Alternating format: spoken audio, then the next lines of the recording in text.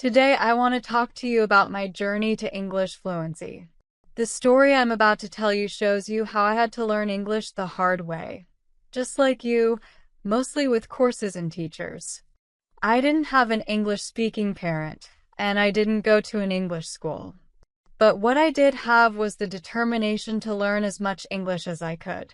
Here's my story. Have you ever seen your dreams come true? As a child, I fell in love with traveling.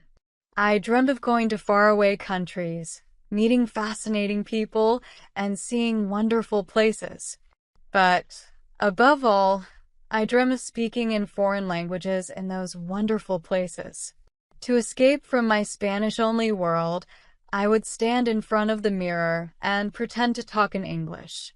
Only it wasn't English at all, just some silly sounds I'd invented. In my young mind, I kept wishing I could speak English. I knew it wouldn't be an easy task. If all I had was my school lessons, becoming fluent in English was going to take me 2 lifetimes. But it's impossible wasn't an answer I was willing to accept, because I wasn't going to let go of my dream. Ever. So I decided to embark on my own English learning journey. Learning English has taken me to the most amazing places and has allowed me to live a wonderful life. Thanks to my dad. He was the one who set the ball rolling when he bought that irresistible English course. I simply loved those lessons where you followed Mr. Smith, the main character, from his London home to his office. You heard him talk to his clients on the phone, shared his lunch, and went to the pub with him. Every evening after school, I'd go to places with Mr. Smith without leaving my bedroom. That course was thrilling and totally addictive. I didn't know it then, but I had just discovered the secret to mastering a language. I'd made my English lessons an essential part of my life.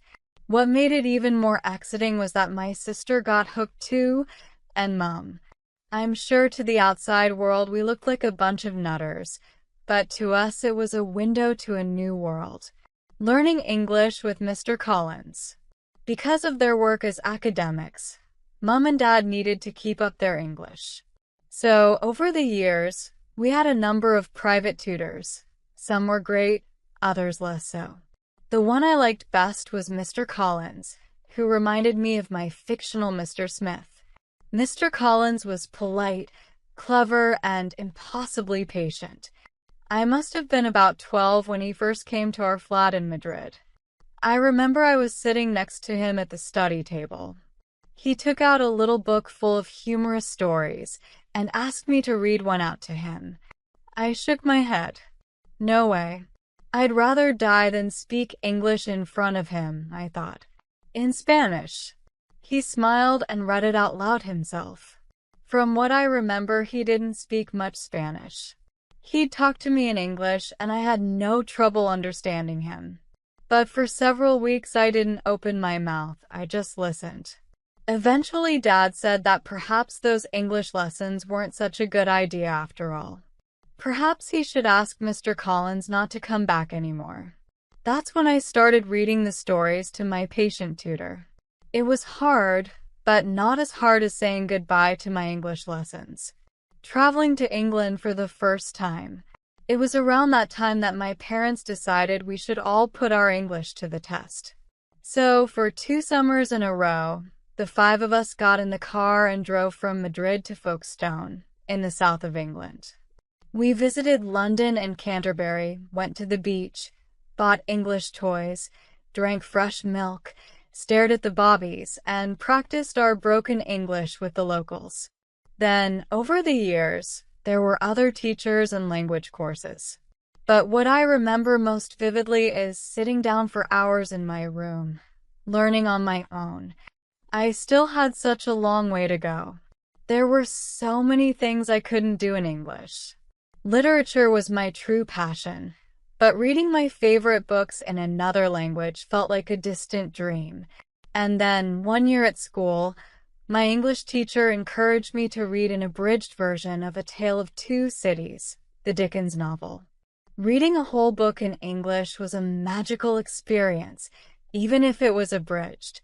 That was the first of more than 1,000 books I've read in English ever since. Reading books in English. I can clearly remember the first real English book I ever read. Dad had a large bookcase in his home office. It was full of all kinds of titles, many of them in English. One day I decided to try one. I browsed the shelves and picked The Great Gatsby, the 1925 novel by F. Scott Fitzgerald. I'm afraid I didn't choose it because it was a masterpiece. I didn't know that at the time. I chose it because it was only 150 pages long.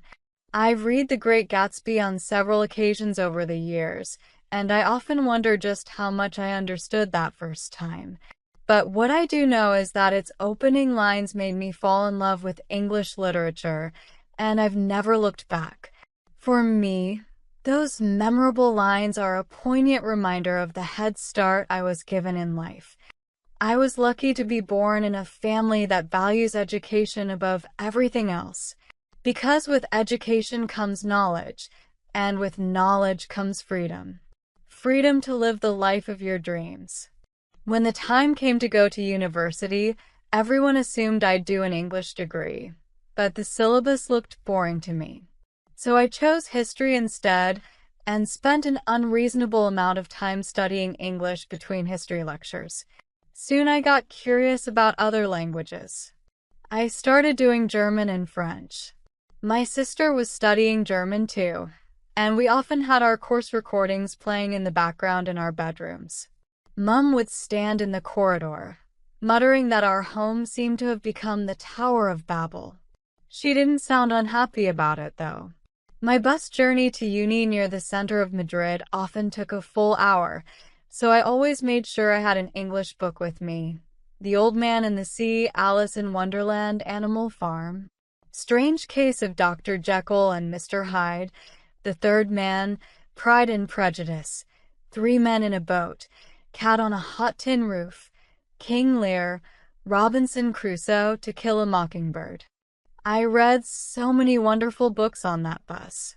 When I think of those titles, I flip their pages in my mind and relive their stories.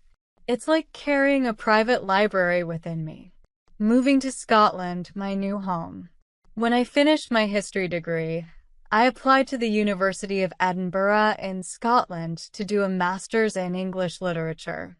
After all those years studying English, I was now going to spend 12 months of my life reading. Reading literature, the thing I love most, and reading it in English. It was the biggest reward I could dream of, and a magical year. After finishing my master's degree, I made two big decisions that I've never regretted. First, I chose to stay in Edinburgh instead of going back to Madrid. And then I decided never to work for someone else. I wanted to be independent. So instead of looking for a job, I set up my own business as a translator and language teacher. Translation turned out to be disappointingly dull, and I soon dropped it. But I became passionate about teaching. For me, every new student is an opportunity to change someone's life forever. Over the years, I've shifted my language lessons from the real world to online. That has given me the freedom to travel the world with Simon, my English husband, a professor in the linguistics department at the University of Edinburgh. We share a passion for language, cycling, and hill walking. Together, we've been to faraway countries, met fascinating people, and seen wonderful places. When I look back, I see how the English language has opened a door for me to another universe. It's given me a different way of seeing people and the world, a different way of talking about human emotions, history, food, life, and even the weather. And I hope it's made me a better person. As I write this in English, I can feel how much richer my life has become with a second language, but I wouldn't have got here on my own. My journey to fluency was made possible by Mr. Collins and my other teachers. And just like they guided me, I now wish to guide you through your journey to English fluency. Do you know these 29 English words? To help you expand your English vocabulary, here are the definitions of the 29 words I've marked in this post with an asterisk. Most of those words have several meanings. Below, I've given you the most relevant definitions for this post. To abridge, to shorten or contract by using fewer words, yet retaining the sense. To condense. Academic, a member of an academy, college, or university. Amazing, very wonderful. To apply, to make a request, to make an application, to solicit. Bobby, a nickname for a policeman. From Sir Robert Peel, who remodeled the police force. Broken, imperfectly spoken, as by a foreigner. To browse, to look leisurely at the goods displayed. Dull, uninteresting, tedious, cheerless. To embark, to engage, enlist, or invest in any affair. Far away, distant, remote. A head start, an initial advantage in a competitive situation. Hooked, devoted to, obsessed with. To let go of something, to release one's hold on something. Masterpiece, anything done or made with extraordinary skill, a supreme achievement. To mutter, to utter words indistinctly or with a low voice and lips partly closed. No way, never, under no circumstances, absolutely not. Nutter, an insane person. Poignant, affecting or moving the emotions. To put something to the test, to find out how useful or effective something is. To read something out, to read aloud. Reward, that which is offered or given in return for some service or attainment. In a row, in succession, one after the other. To set the ball rolling, to initiate an action. To shift, to transfer from one place to another. Silly, foolish, witless, simple. Syllabus, an outline of the subjects of a course of lectures. Task, any piece of work. Thrilling, producing sudden, strong, and deep excitement. Uni, colloquial, a university. Thanks for watching.